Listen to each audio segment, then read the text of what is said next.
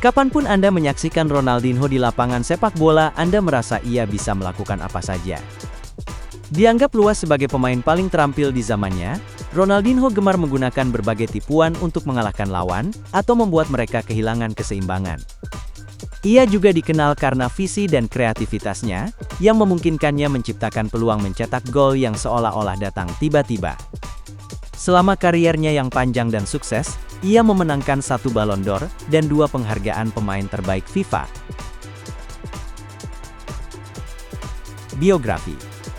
Ronaldinho pertama kali menarik perhatian para pencari bakat pada usia 13 tahun, ketika ia mencetak semua gol dalam kemenangan 23-0 atas tim lokal. Ia memulai karier seniornya di Grêmio, dan melakukan debut di tim utama pada Copa Libertadores tahun 1998. Musim berikutnya ia melejit dengan mencetak 23 gol dalam 48 penampilan, dan menunjukkan bakat yang luar biasa dalam permainan. Tentu saja bakat Ronaldinho tak butuh waktu lama untuk disadari. Pada tahun 2001, ia bergabung dengan Paris Saint-Germain dengan kontrak 5 tahun. Setelah langsung masuk ke tim utama, Ronaldinho tampil gemilang, mencetak sejumlah gol mengesankan dan membawa PSG ke semifinal Coupe de la Ligue. Meskipun demikian, pelatih PSG Luis Hernandez beberapa kali mengeluhkan Ronaldinho. 3R. Setelah musim pertamanya di Eropa, antusiasme terhadap Ronaldinho tak pernah setinggi ini. Hal ini paling terasa di Piala Dunia tahun 2002, di mana Ronaldinho, Rivaldo dan Ronaldo membentuk unit penyerang yang dijuluki 3R. Setelah sebelumnya bermain bersama di Copa America tahun 1999, ketiga bintang ini tak butuh waktu lama untuk membangun kemitraan yang sukses.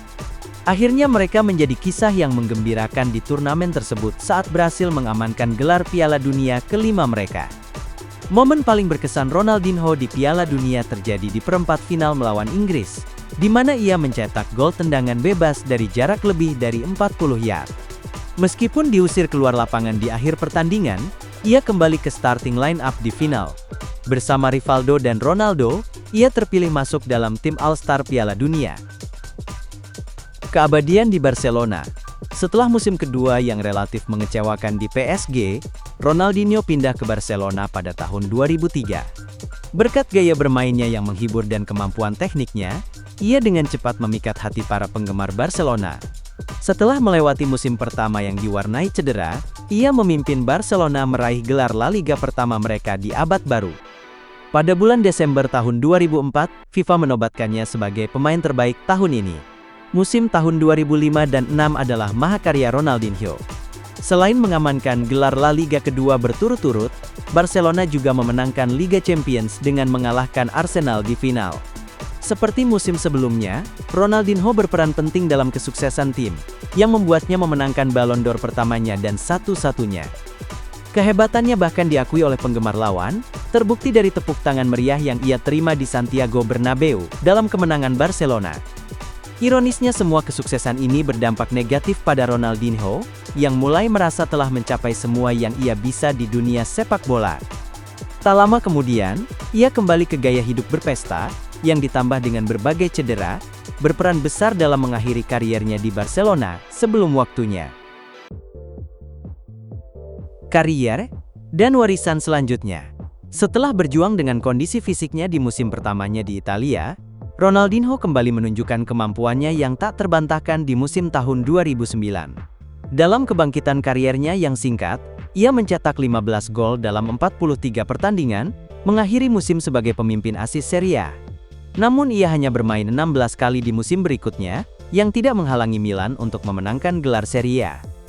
Ronaldinho segera kembali ke tanah airnya dengan menandatangani kontrak dengan Flamengo, di mana ia disambut oleh lebih dari 20.000 penggemar saat perkenalannya. Ia juga bermain untuk Atlético Mineiro, Querétaro dan Fluminense, sebelum mengakhiri karier bermainnya pada tahun 2018. Kini Ronaldinho dikenal sebagai salah satu dari 7 pemain yang memenangkan Ballon d'Or, Piala Dunia dan Liga Champions.